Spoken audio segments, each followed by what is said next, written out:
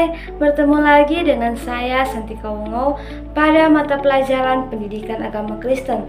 Pada pertemuan kali ini saya menggunakan strategi pembelajaran kooperatif dengan materi kasih dalam kehidupan sehari-hari.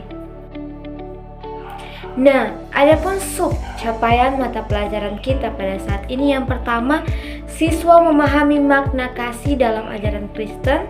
Yang kedua, siswa dapat mengidentifikasi contoh-contoh perbuatan kasih dalam kehidupan sehari-hari. Yang ketiga, siswa mampu menerapkan prinsip kasih dalam interaksinya sehari-hari.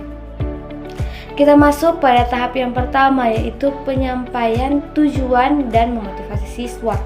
Pada tahap ini saya hanya membatasi waktu selama 10 menit saja. Tentunya pada tahap ini saya akan menjelaskan tujuan pembelajaran kita pada materi kasih dalam perbuatan sehari-hari yang akan kita tempuh bersama, di mana agar siswa mampu memahami kasih dalam ajaran Kristen dan mampu menerapkan kasih di dalam kehidupan mereka kepada sesama. Nah, setelah itu saya akan memberikan kata-kata motivasi kepada siswa tentang materi yang akan kita bahas bersama agar siswa tertarik dan termotivasi untuk belajar. Kita masuk pada tahap yang kedua, yaitu menyajikan informasi. Di sini saya hanya membatasi waktu selama 15 menit saja. Tentunya saya akan menjelaskan tentang kasih dalam perbuatan sehari-hari.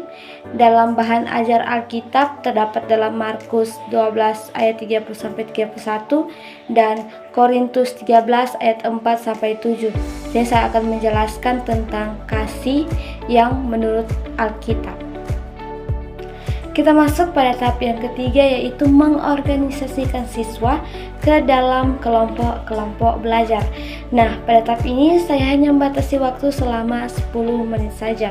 Pada tahap ini saya akan membagi kelas dalam beberapa kelompok dengan materi pembahasan yang berbeda-beda. Yang pertama, kasih kepada keluarga, kasih kepada teman, dan kasih kepada orang yang membutuhkan. Jadi, kelompok 1 akan membahas materi yang pertama, kelompok 2 materi yang kedua, dan kelompok 3 materi yang ketiga.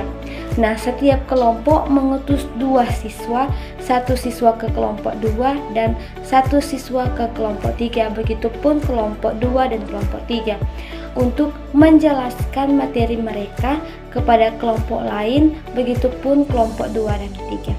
Kemudian masing-masing kelompok menjelaskan materi mereka ke kelompok lain. Setelah itu setiap kelompok mempresentasikan materi yang mereka dapatkan baik dari kelompok lain maupun yang telah mereka diskusikan. Kita masuk pada tahap yang keempat, yaitu membimbing kelompok bekerja dan belajar. Pada tahap ini saya hanya membatasi 5 menit saja bagi seorang guru, di mana dia akan membimbing setiap kelompok saat berdiskusi dengan berkeliling kelas untuk mengamati kerja kelompok dan menanyakan apakah ada kesulitan atau tidak dalam proses diskusi. Kita masuk pada tahap yang kelima, yaitu evaluasi. Nah, pada tahap ini saya hanya membatasi waktu selama 30 menit saja. Nah, pada tahap ini setiap kelompok mempresentasikan hasil diskusi mereka di depan kelas. Kemudian setelah mereka mempresentasikan hasil diskusi mereka, saya akan melakukan evaluasi atau menjelaskan kembali kepada siswa tentang materi kasih dalam perbuatan sehari-hari. Kita masuk pada tahap yang keenam, yaitu memberikan penghargaan. Nah, pada tahap ini saya hanya membatasi waktu selama 5 menit saja.